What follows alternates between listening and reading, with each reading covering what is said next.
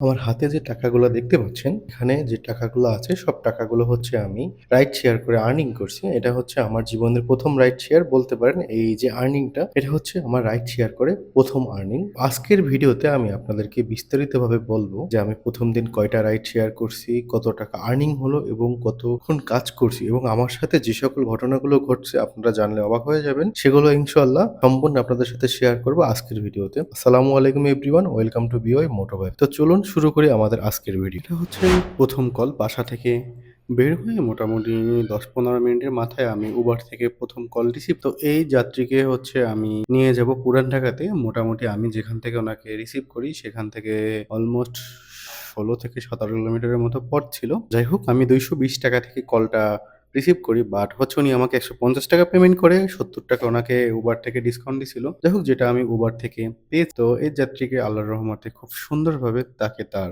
গন্তব্যে পৌঁছে দেই।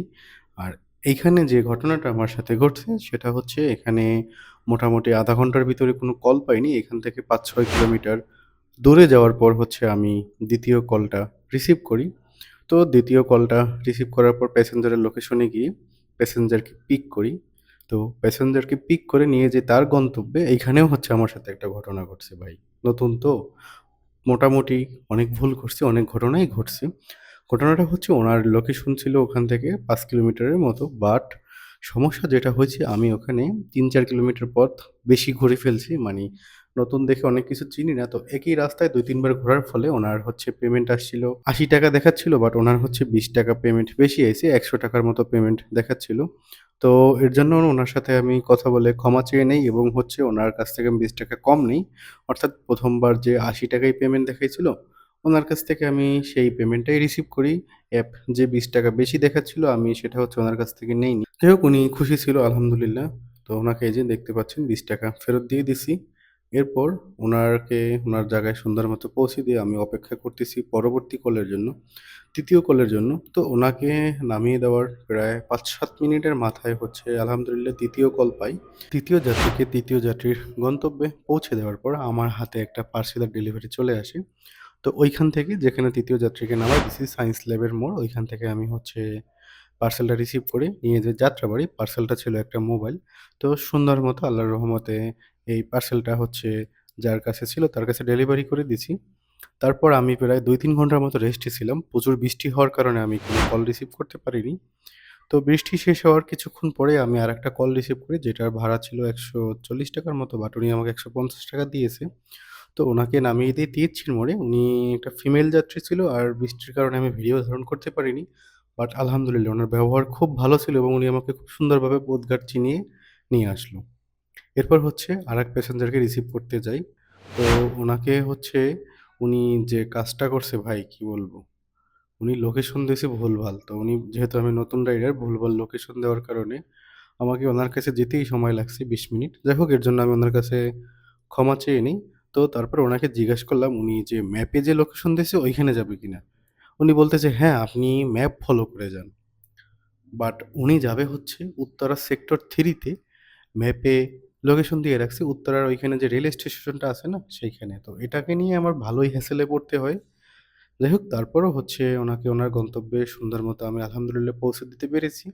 তো উনাকে উনার গন্তব্যে পৌঁছে দেওয়ার পর আমার এখানে ভাড়া দেখাচ্ছিল ৳২৭০। বাট উনি বলতেছে উনি যখন কল দিছে উবারে তখন উনার ভাড়া ছিল ৳২০০ র মতো। এখন উনি যেহেতু ভুলভাল লোকেশন দিছে, তো এর জন্য আমাকে মোটামুটি ১০ কিলোমিটারের মতো পথ বেশি চালাইতে হইছে ভাই। ২ বার উনি ওই ম্যাপ ফলো করে যেতে বলছে, ২ বার গিয়েছি।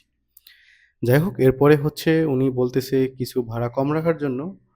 তো যাই হোক, তারপর হচ্ছে এই যাত্রীর কথা মতো আমি তার কাছ থেকে ৳২০ কম রাখি। তো উনি আমাকে একটু হিসাবটা একটু ঘুরিয়ে পেঁচিয়ে গেল। যাই হোক উনার কাছ থেকে আমি ৳২০ কম রাখি। তো উনি খুশি আলহামদুলিল্লাহ।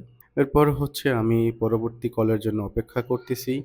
এটা ছিল হচ্ছে আমার আজকে ৬ নাম্বার কল। আলহামদুলিল্লাহ খুব সুন্দর মতো উনাকে আমি উনার গন্তব্যে পৌঁছে দেই। তো এই ৬ নাম্বার কলটা শেষ হওয়ার মোটামুটি ১০ মিনিটের পর ৭ নাম্বার কলটা আসে। তো এই ৭ নাম্বার কলটায় একটা সেই লেভেলের একটা ঘটনা ঘটছে ভাই। তো আমি কলটা রিসিভ করি হচ্ছে দেখতেছি উনি আছে হাউস বিল্ডিং এর ওইখানে, ওখান থেকে উনাকে রিসিভ করে নিয়ে যেতে হবে ধানমন্ডি। বাট এইখানে যাওয়ার পর ঘটে আরেকটা ঘটনা। তো এই ভাই আমাকে বলতেছে, "ভাই আপনি একটু আমার স্ত্রীকে সুন্দর মতো হচ্ছে গাজীপুর চৌরাস্তা পৌঁছে দিবেন।" বাট আমি তো রিসিভ করছি ধানমন্ডি থেকে। তো তারপর উনার ফোন থেকে নিয়ে আমি লোকেশনটা ঠিক করি। তো লোকেশনটা গাজীপুর চৌরাস্তা দেই। তো আমি হচ্ছে এটা ৳২৭০ থেকে সরি এটা ৳২৯০ দেখে রিসিভ করছিলাম। বাট উনার কাছ থেকে পিন নাম্বারটা নিয়ে আমি উনার ফোনে হাতে নিয়ে হচ্ছে লোকেশনটা ঠিক করে তারপর শুরু করি এই যাত্রা। তো এই যাত্রাটায় মোটামুটি আমার ২ ঘন্টা লাগছে ভাই। এইখান থেকে আমার মোটেও আর্নিং হয় নাই। যাই হোক আলহামদুলিল্লাহ। বাট আমি হচ্ছে খুব সুন্দর মতো উনার স্ত্রীকে লোকেশনে পৌঁছে দেই। তো উনার স্ত্রী লোকেশন থেকে একটু আগেই নেমে গেছিল। আর গাজীপুরের ভিতরে ঢোকার সময় প্রচুর জ্যাম ছিল। রাস্তার অবস্থা খুব খারাপ ছিল। তাও হচ্ছে আমি রাইডটা ক্যানসেল করিনি। কারণ হচ্ছে যেহেতু উনি আমাকে দায়িত্ব দিয়েছে, তো আমাকে হচ্ছে আমার তো দায়িত্বটা সুন্দর মতো ফুলফিল করতে হবে। তো উনাকে পিক করে নিয়ে যাই গাজীপুর চৌরাস্তায়। তো সেখান থেকে একটু আগে উনাকে আমি ড্রপ করে দেই। তো আজকে হচ্ছে তো লোকেশনটা ঠিক করার পর আমাকে ভাড়া দেখাচ্ছিল ৳১২৫ র মতো। তো যাই হোক আমি রাইডটা ক্যানসেল না করে সুন্দর মতো উনাকে পৌঁছে দেই। আর আজকে মোটামুটি ৮ ঘন্টার মতো কাজ করছি বাট বৃষ্টির জন্য ২ ঘন্টা অফ ছিলাম। তো ধরতে পারেন আজকে আমি ৫.৫ ঘন্টার মতো কাজ করছি আলহামদুলিল্লাহ। যা হইছে আলহামদুলিল্লাহ। আমার ১ম রাইড শেয়ারের ঘটনা আপনাদের সাথে শেয়ার করলাম। এখান থেকে হচ্ছে মোটামুটি আমার ৳১৩৭৫ র এখান থেকে আমার হচ্ছে ৳১২৭৫ র মতো আর্নিং হইছে। আলহামদুলিল্লাহ যা আর্নিং হইছে। তো আমি যদি আপনাদেরকে একটু দেখাই, আমার হচ্ছে মোট আজকে রাইড শেয়ার করছি ১৬০ কিলোমিটারের মতো। আমার প্রায় ৳৩৫০ র মতো ফুয়েল খরচ হইছে।